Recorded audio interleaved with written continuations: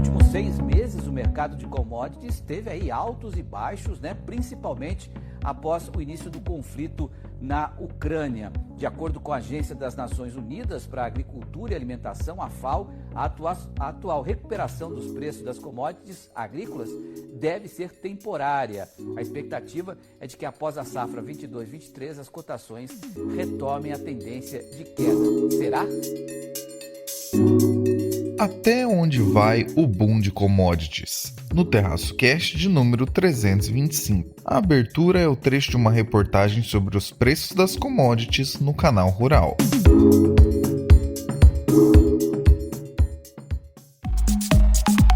O principal índice da Bolsa de Valores de São Paulo fechou pela primeira vez acima dos 106 mil pontos. Fomos responsáveis, caímos em conto do vigário e não fizemos sem fazer o que o resto do mundo já fez. Carry out the peaceful transfer of power as we have for more than 2 centuries. Do mundo relevante da economia, política e assuntos afins, diretamente para os seus ouvidos. Este é o Terraço Cast. E aí pessoal, tudo bem? Caio Augusto, diretamente da madrugada de 8 de julho de 2022, sexta-feira, em Ourinhos, para mais um episódio do meu, do seu, do nosso Terraço Cast. Neste 325, conto com a presença do trio mais amado do Brasil. Vamos a elas. E aí, Fernanda, tudo bem? E aí, pessoal? Um prazer estar aqui com vocês mais um episódio, que parece que episódio sim, episódio não, veio falar de commodity, né? Mas vamos lá. Fala, Renata, ainda de férias, tudo certo? Oi, Caio, amigos do podcast do Terraço, tudo bem com vocês? Aqui é a Renata falando de São Sebastião, no litoral de São Paulo. Meu penúltimo dia de férias aqui na praia e, como sempre, trazendo o boletim internacional para vocês. E essa semana eu vou comentar sobre 3 assuntos. A renúncia do Boris Johnson, que aconteceu nessa quinta-feira, a varíola dos macacos e também o endividamento dos Estados Unidos, né, dos americanos. E também ela, Raquel, de onde será que ela está e qual será a previsão do tempo? Fala, Raquel, tudo bem? Alô, alô, terraceiros e terraceiras! Aqui quem fala é a pessoa do tempo preferida de todos vocês. Nesse momento faz um friozinho agradável aqui na cidade de São Paulo, que infelizmente falo daqui de novo, né? Eu prometo que não estarei aqui, né, depois de amanhã, mas eu acho que quando eu gravar o próximo podcast eu estarei aqui novamente, mas assim, né, vou ter passado por um outro lugar, eu não vou falar qual lugar porque senão vou atrair chuva, né? Então, a previsão do tempo por aqui na cidade de São Paulo é de sol, dias maravilhosos,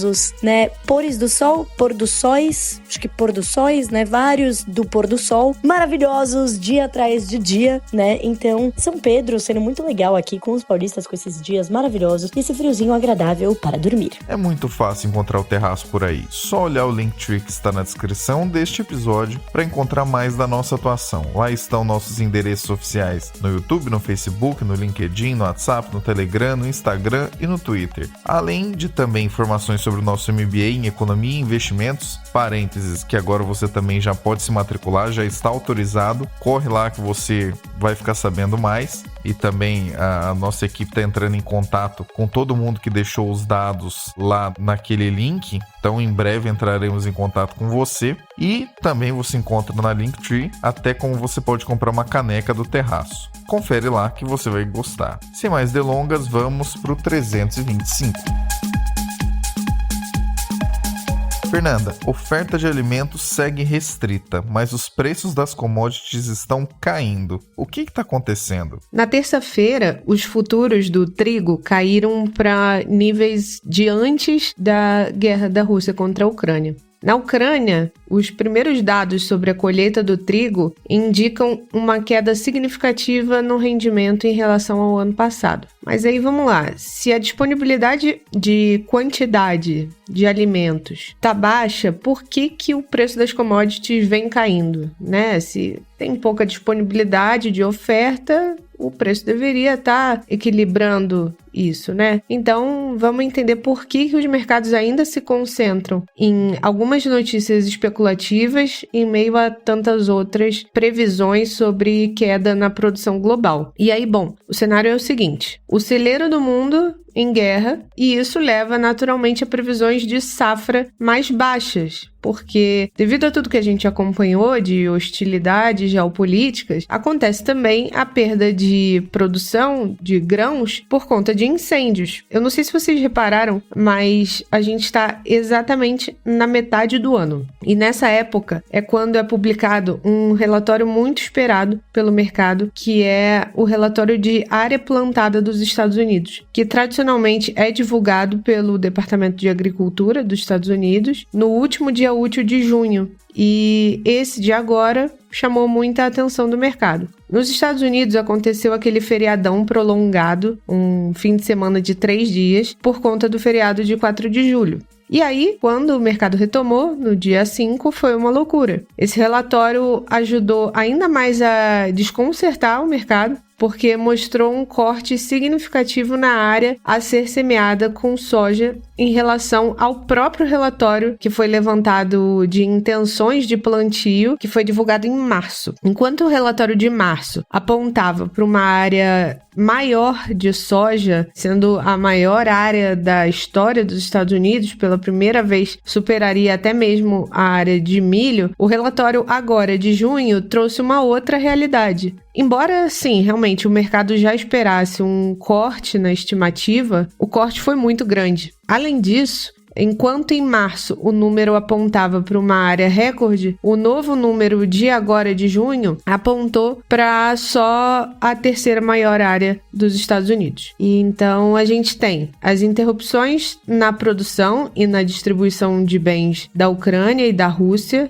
que já foram um choque para o sistema alimentar global, né? Nós comentamos isso lá no episódio 321, que provavelmente a gente vai assistir uma crise mais de custo de vida do que uma crise de falta de abastecimento, de escassez de alimentos. Mas enfim, se você quiser olhar um pouquinho mais a fundo esse ponto, eu recomendo esse episódio, o 321. Mas voltando aqui, além disso, é sempre válido lembrar que existe a possibilidade também, além de tudo isso, de um novo lockdown na China, porque foram vistos 66 novos casos de Covid que foram detectados na maior província, e por conta disso, em Xangai, eles começaram a fazer vários testes em massa. Então a gente tem aqui uma combinação de fatores do colapso. Então, apesar dessa deterioração das lavouras, né, uma expectativa baixa de produção, isso não significou um aumento de preço, porque o mercado ficou perplexo com a nova estimativa do departamento americano, sem saber como se posicionar com os contratos futuros, e isso aumentou de forma muito exacerbada a especulação na redução dos preços. E como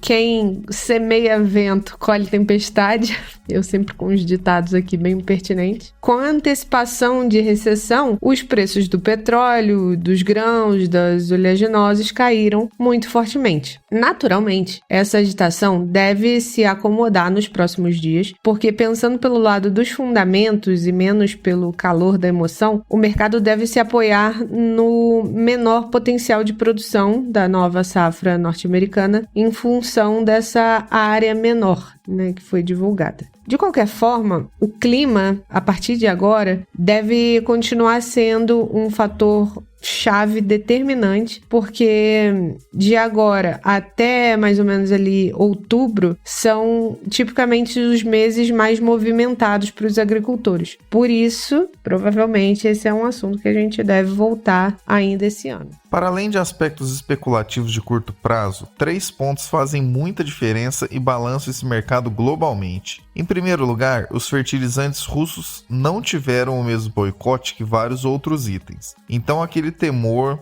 de que os preços deles ficariam ainda mais caros já está aliviando. Isso a Fernanda, inclusive, contou aqui para vocês alguns episódios atrás. Em segundo lugar, no agro, acontece certo ciclo em que, em períodos em que se tem uma commodity com preços em alta ou muito, com cotações muito elevadas, existe um estímulo para que nas próximas safras mais pessoas ampliem essa área de plantio, basicamente porque seria mais rentável estar ali. E essa correção pelo lado da oferta tende a amenizar o avanço dos preços. Em terceiro lugar, uma recessão global aumentando cada vez mais, cada dia mais os sinais no radar, sinaliza pressão pelo lado da demanda para baixo, né? Uma pressão menor pelo lado da demanda. Como bem apresentado no podcast Bloomberg Surveillance de 6 de julho por Ed Morse, que é o Head de Research em Commodities do Citigroup Global Markets, as duas grandes pressões na mesa estão dadas. De um lado, a redução da demanda vinda do hard landing, volta a alguns episódios se você não entendeu essa expressão,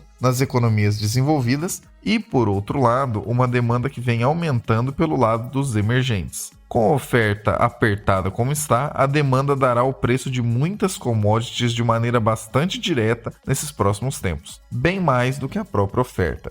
Vamos então para o segundo assunto do episódio de hoje. Renata, traga para nós o boletim internacional. Falando da primeira notícia, né, a renúncia do Boris Johnson, ele estava desde 2019 no poder e ele foi, né, eleito com grande quantidade de votos, prometendo principalmente o Brexit que ele acabou fazendo e uma recuperação econômica do Reino Unido que acabou, né, não acontecendo por diversas razões que a gente vai comentar um pouco com vocês. Mas ele renunciou principalmente devido a vários escândalos, ou pelo menos escândalos pro padrão britânico de escândalos, né? Se a gente comparar o que ele fez com os escândalos do governo Bolsonaro ou mesmo do Trump, pode parecer que foi pouca coisa, mas para o Reino Unido, para os britânicos, foram considerados grandes escândalos e por isso ele renunciou. Na quarta-feira, né, um dia antes, o ministro do Tesouro e o ministro da Saúde já tinham renunciado. O ministro do Tesouro já vinha enfraquecido também por uma queda do PIB nos últimos 2 trimestres e por uma inflação anual de 7,9% em maio, 6% acima da meta, e a inflação no Reino Unido pode chegar a mais de 10%, né? A previsão é de 11% em 2022, ou seja, uma situação muito ruim em termos de inflação para o Reino Unido. E ele já tinha vencido por pouco recentemente um voto de desconfiança, né, o Boris Johnson, e agora acabou renunciando. Ele renunciou, né, o principal escândalo, digamos assim, o estopim, a gota d'água para a renúncia dele foi o Pincher, né, que é o vice-líder do governo no parlamento. Ele teve 6 acusações de comportamento sexual impróprio, incluindo a abominação de alguns homens. O Boris Johnson admitiu um erro grave por não ter tomado providências após ter sido avisado, né? Ele acabou acobertando, digamos assim, né, o seu amigo. Isso acabou sendo um grande escândalo que se somou, né, àquele escândalo que a gente conhece do Partygate, quando o Boris Johnson foi flagrado numa festa na sede do governo britânico durante a pandemia. O Boris Johnson, como a gente sabe, né, ele começou a pandemia um pouco negacionista, como a maioria dos líderes de direita, né, minimizando o Covid e tal, mas depois que ele pegou o Covid e ficou internado gravemente, inclusive na UTI, ele passou a levar a pandemia mais a sério, né, decretou lockdown no Reino Unido e tal, e aí acabou participando dessa festa, o que foi considerado, digamos, né, obviamente uma traição para os britânicos que durante aquele período não puderam nem visitar os parentes doentes, né, nem enterrar as pessoas, enquanto que ele estava numa festa. O Boris Johnson, ele foi, além do Brexit, né, ele foi reconhecido bastante pelo apoio à Ucrânia durante a guerra da Rússia com a Ucrânia. O Zelensky, presidente da Ucrânia, chegou a, inclusive, a elogiar ele várias vezes, né, dos líderes europeus, acho que foi o que deu mais apoio à Ucrânia, mas acabou renunciando. O Boris Johnson, ele sonhava, né, em ser o novo Churchill. Inclusive, ele escreveu uma biografia, né, sobre esse grande líder histórico da Inglaterra. Mas ele é uma pessoa, né, bastante culta, muito educada e tal, mas acabou, inclusive, renunciando. É comum a renúncia, né, no Reino Unido, porque é um governo, né, parlamentarista, e os Tories, né, que, como a gente chama, né, os conservadores, eles continuarão no poder, até porque eles continuam tendo a maioria no parlamento, então eles devem eleger um novo primeiro-ministro no lugar do Boris Johnson.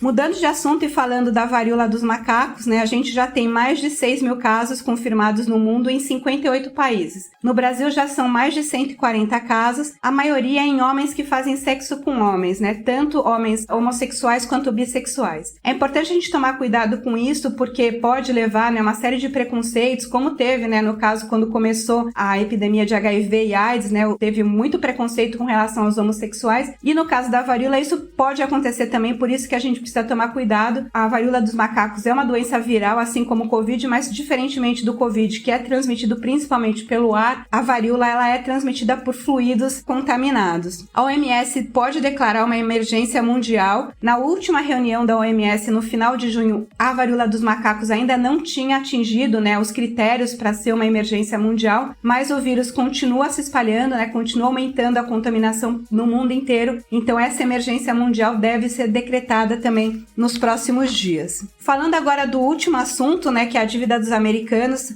uma coisa que eu achei interessante comentar com vocês é que tem aumentado muito nos Estados Unidos o parcelamento, o pagamento das contas, né, em vezes, que é uma coisa que nunca existiu nos Estados Unidos, né? É muito comum no Brasil, muitas pessoas compram tudo parcelado, principalmente, né, se não tem juros no parcelamento, mas isso era muito incomum nos Estados Unidos. Os americanos, eles são muito endividados, né? Eles têm dívidas grandes de hipotecas de casa, eles compram carro também, muitas vezes, a grande maioria das vezes, ou leasing ou carro financiado. Tem altos valores também de dívida estudantil, né? Principalmente de dívida das universidades, que são caríssimas nos Estados Unidos. Inclusive, né, existe essa preocupação, né? Os americanos, eles são muito endividados e os bancos tomam as casas mesmo, né? Muitas pessoas, assim, não pagam e o banco toma, não importa se é casinha ou se é mansão. Muitos americanos, né, já aconteceu em períodos de crise que ficam até sem ter onde morar nesses períodos. Mas esse endividamento, digamos, né, menor, mais do varejo, de comprar geladeira, televisão, roupa ou até supermercado, como a gente tem visto no Brasil em vezes, não era comum nos Estados Unidos, mas tem ficado mais comum, principalmente com esses aplicativos, né, que permitem o parcelamento de dívidas. Então tem sido utilizado muito por pessoas mais jovens, né, millennials e da geração Z, que a gente costuma falar, tem optado por esse tipo de consumo parcelado, e isso é uma preocupação, porque assim como no Brasil, né, nos Estados Unidos não é muito regulamentado, as pessoas tomam essas dívidas e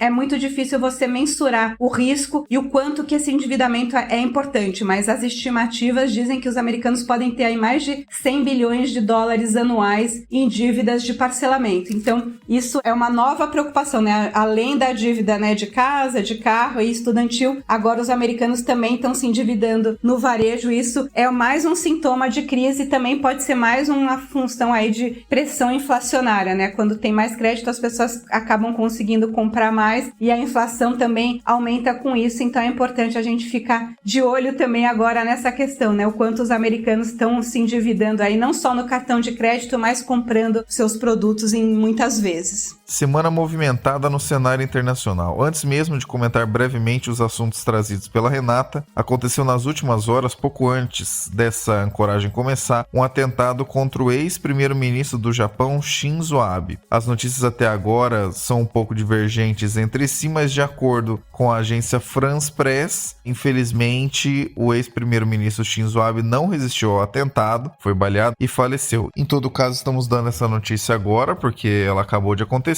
e com toda certeza, no momento em que você estiver ouvindo este podcast, você já terá maiores confirmações sobre isso. Seria impossível não citar uma notícia dessa magnitude aqui no Boletim Internacional. Agora sobre os assuntos que a Renata trouxe. A respeito de Boris Johnson, uma fritura pública impressionantemente lenta. Houve quem dissesse ao saber da sua saída agora que demorou a acontecer, e se for bem ver, a sensação é bem essa mesmo, né? Algumas polêmicas aí acompanharam o mandato de Boris Johnson como primeiro-ministro do Reino Unido, mesmo antes da pandemia, né? Se for ver, a gente está aí caminhando para o 3º ano da pandemia, então, enfim, né? A grande complicação desse caso é que coloca uma gota a mais no oceano de volatilidade pelo qual o Reino Unido já passa. E agora é aguardar quem entra no lugar, né? O que propõe, como é que vai lidar com o rojão explodindo, que é a situação que se passa por lá agora. Sobre a varíola dos macacos, acompanharemos de perto para trazer para você atualizações importantes dessa situação de saúde, que embora ainda incipiente, se a gente for comparar com a atual pandemia que vivemos, já está chamando a atenção da OMS. E sobre parcelamento aumentando nos Estados Unidos, dado o histórico típico do americano médio de viver sobre endividamento razoável, talvez possa estar nascendo por aí um hábito novo para os americanos, que aqui no Brasil já é bastante conhecido há muitas décadas. Será que isso aí veio para ficar lá no Tio Sam?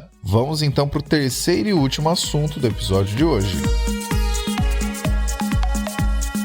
Raquel, na PNAD tivemos uma baita notícia na semana passada. Desemprego voltou para um dígito, 9,8%, no trimestre finalizado em maio. Conta mais sobre isso. E E vamos ao assunto da semana. Pois é, gente, o assunto da semana é um assunto que foi mais ou menos da semana passada, né? Mas a gente tá aqui trazendo pra você se você não seguiu esse assunto, que é o desemprego. Pois é, gente, eu sei que, né, vai parecer muito maluco eu falar isso, mas o desemprego, ele tá melhorando bastante, né? O mercado de trabalho tem recuperado bastante. Sim, a gente já passou, né? A gente já recuperou aquelas vagas que a gente perdeu, né, no período da pandemia. Então, o mercado de trabalho já se recuperou e, inclusive, já caiu a níveis abaixo, né, dos níveis observados antes da pandemia. Então, no último dado, que é no trimestre móvel até maio, a gente teve aí uma queda do desemprego para 9,8%, né? Então, ele foi de 10,5%. E se a gente faz aí um ajuste sazonal, a gente chega a um valor de 8,8%, tá? Ou seja, menos de 9%. Ainda é um desemprego muito alto. A gente ainda tem mais de 10 milhões de desempregados no Brasil. É óbvio que a gente não tem, né? Não é, não, ninguém tá desempregado e etc. Não tem nada disso, né? É simplesmente uma constatação de que sim, o mercado de trabalho está melhorando, né? E quando a gente olha os dados, ele tá melhorando, assim, em todas as regiões, de modo agregado, né? Em todas as regiões, em quase todas aqui os níveis educacionais, né? Então, realmente é um widespread, né? Uma taxa, assim, ó, melhora realmente de diversos setores e geografias aqui na economia.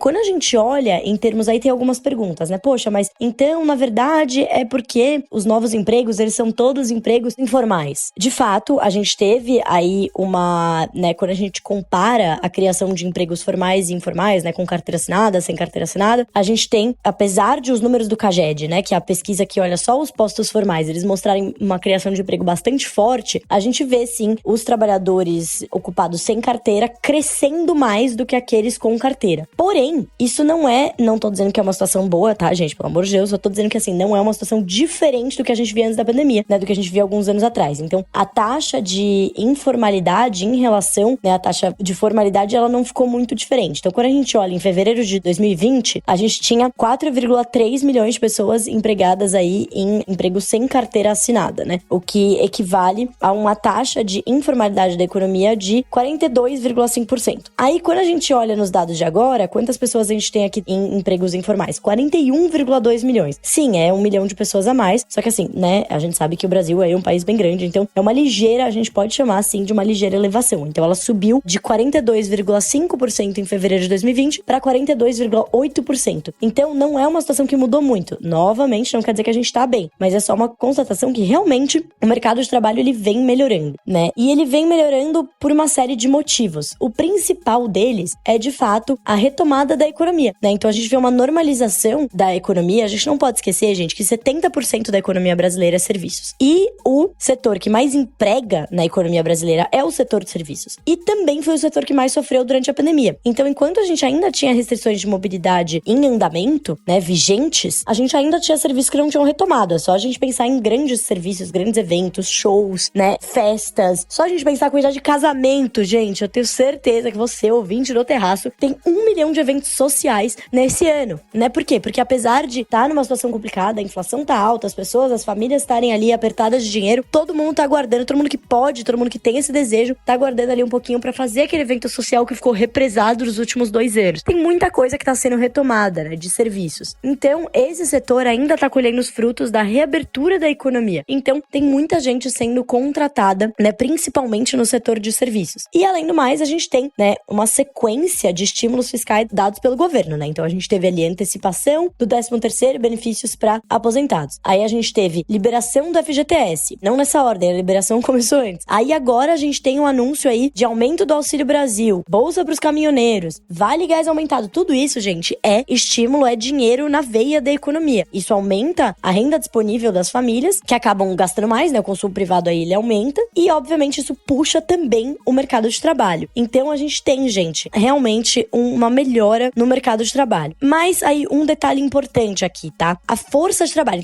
Daí tem algumas perguntas. Ah, mas na verdade, a taxa de desemprego melhorou só porque todo mundo desistiu de procurar trabalho. Pode ser que muita gente tenha desistido. Isso durante o auge da pandemia, durante os anos da pandemia aí, não dizendo que ela acabou completamente, mas em termos de restrição de mobilidade, a gente teve realmente muita gente que parou de procurar o trabalho. Então, tinha uma conta, né, que algumas casas aí faziam, que, por exemplo, a gente fazia aqui no Grupo XP, onde eu tenho meu trabalho diário, né, gente? Infelizmente não é aqui no Terraço Econômico, mas a gente fez uma conta que, assim, se você mantivesse a força de trabalho, que são aquelas pessoas em idade para trabalhar, da população economicamente ativa, que procura trabalho, força de trabalho, se você tivesse mantido ela constante, o desemprego teria chegado quase a 20%. E não chegou, né? Chegou a 15 e pouco e tal. Então, assim, realmente podia ter explodido, porque muita gente saiu e não estava procurando trabalho. Saiu da força de trabalho completamente. Mas a força de trabalho também retomou, tá? Então, a força de trabalho já voltou pro nível pré-pandemia. Então, as pessoas já voltaram. Então, comparando com o nível pré-pandemia. De novo, tem muita gente que já desistiu há muito tempo. Mas comparando aí entre o pré e pós, né? Se a gente pode chamar assim, pandemia. Então, a força de trabalho também retomou. Aí, quando a gente olha, mas e os desalentados, né? Que são aquelas pessoas que elas estão ali trabalhando menos ou não procurando emprego, né? Já desistiram aí. Você tem essa somatória aí do desalento,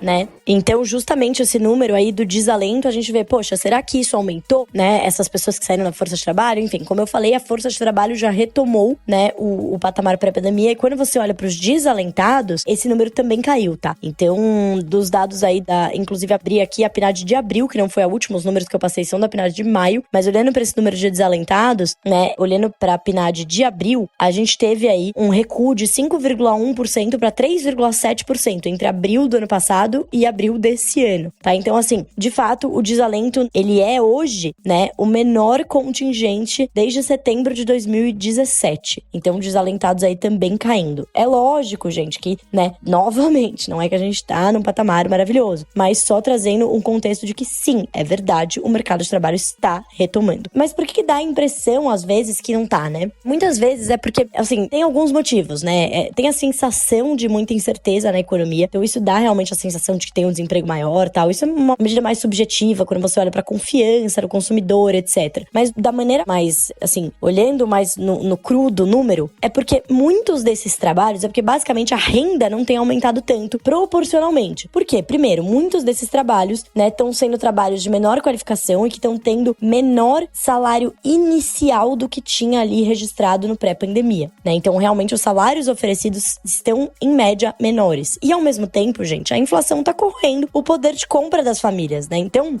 a renda real do trabalhador, apesar de ter registrado aí em alguns últimos meses aí, nessa última pesquisa da PNAD, ela ter subido, a gente ainda vê, quando a gente compara ali de níveis pré-pandemia, ela ainda tá muito, né, deprimida por conta da inflação. A inflação subiu muito. E é óbvio que a gente tem essa questão, né, da informalidade subindo, né, em termos, quando você compara o emprego formal e o informal tem crescido mais. Então, quando a gente sente, assim, o poder de compra sendo corroído, salários menores, a gente realmente sente, tem essa impressão de que pode parecer aí que o mercado de trabalho tá pior do que ele estaria. Mas a verdade é que ele realmente tá melhorando. Vamos viver aí esse mar de rosas até, né, ad eternum? Não, infelizmente, por conta aí, né, muitos desses movimentos que eu falei aqui, né, principalmente a parte de estímulos fiscais, né, que estão dando um boost na renda das famílias, etc., que bomba a demanda, né, a produção, etc., isso vai perder força, porque esses estímulos aí, eles são para esse ano, né, então, como a gente falou na semana passada aqui sobre esses estímulos fiscais, né, a PEC das bondades, principalmente aí também tem a questão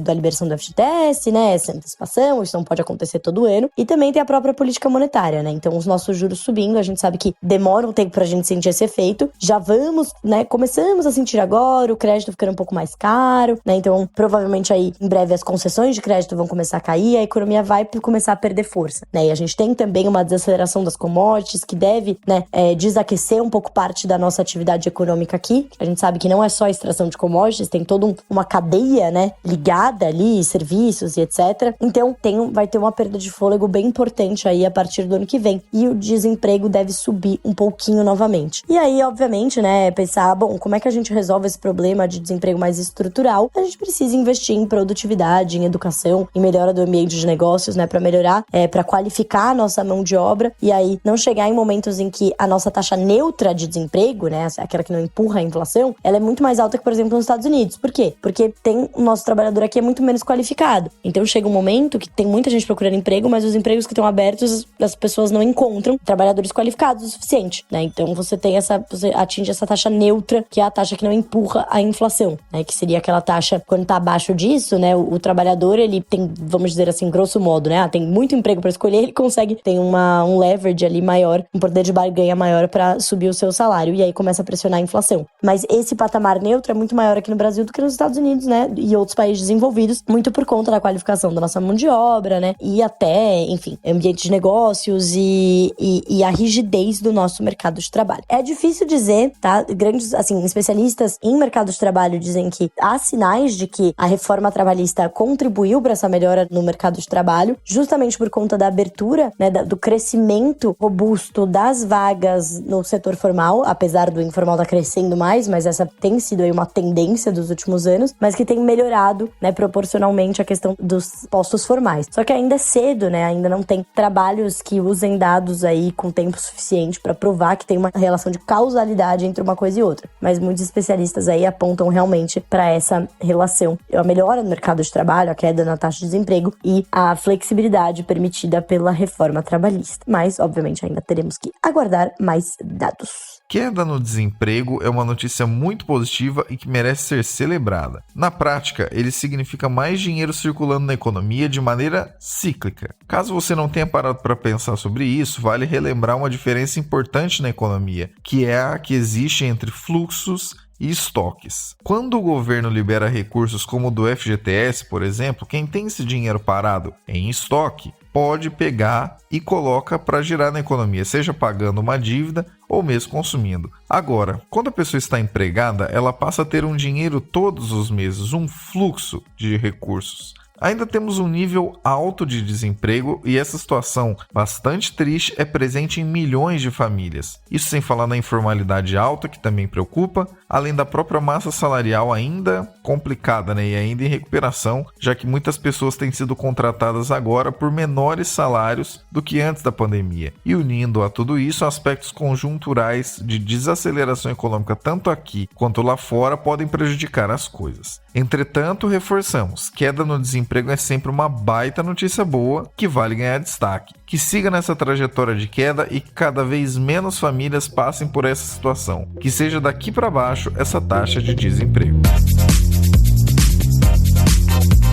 Vamos então nos despedindo do trio mais amado do Brasil. Muito obrigado, Fernanda, por trazer essa atualização que com certeza colocou a pulga atrás da orelha de quem realmente está achando que a situação conjuntural de boom de commodities é permanente. Muito obrigado e te aguardamos aí na semana que vem. Bom, pouca coisa não é, né? Mas a gente vai acompanhando e a gente se vê no próximo episódio. Muito obrigado também, Renata, que nessa finalização de férias continua aqui com a gente, sempre trazendo atualizações em uma semana tão movimentada para o Boletim Internacional quanto foi essa. Muito obrigado e te aguardamos aqui na semana que vem, aí diretamente da Califórnia, no caso, né? Acho que era isso que eu tinha para comentar com vocês essa semana. Semana que vem eu vou estar de volta na Califórnia, trazendo aí mais notícias da economia e da política internacional para vocês, tá bom? Era isso essa semana, um beijo e até lá. E também muito obrigado, Raquel. Desejamos aqui, este âncora deseja muita felicidade, que você não atraia chuva e muito provavelmente você está indo para uma praia, eu acredito, porque quando você vai para a praia chove. Enfim, vai dar tudo certo e te aguardamos aqui na semana que vem. É isso, gente. Nos falamos na semana que vem.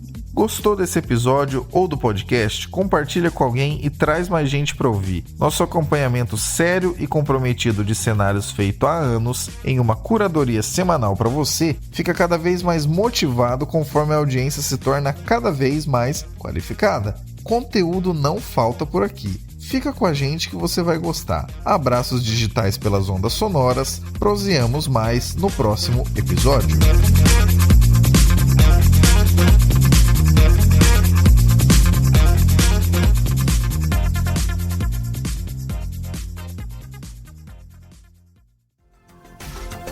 Este episódio foi editado por Atelas, soluções em áudio para podcasts.